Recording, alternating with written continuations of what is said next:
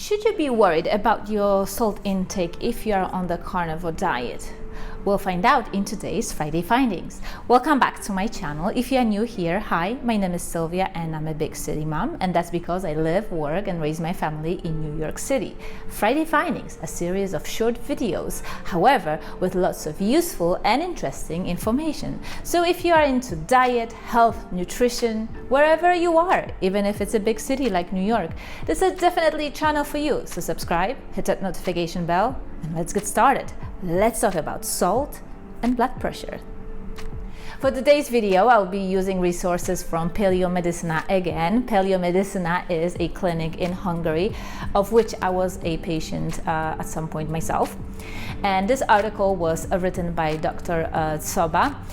He is one of the co-founders of Paleomedicina, and he is the one that developed the paleo aspect of the paleo-ketogenic diet, which is a version of the carnivore diet which I used to reverse rheumatoid arthritis.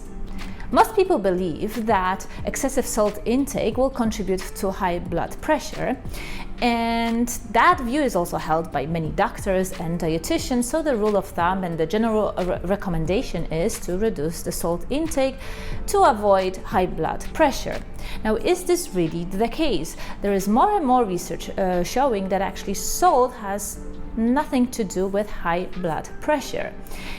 Yes, it is a fact that if you reduce salt intake, you will be able to reduce blood pressure by about 4 to 8 millimeters of mercury.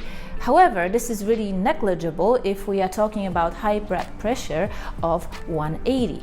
What's really happening is that if you eat a lot of sugars, particularly glucose and fructose, we can just say carbohydrates, your body will demand sodium, so that comes from salt, in order for your body to be able to absorb energy from carbohydrates. This is basically a biochemical reality.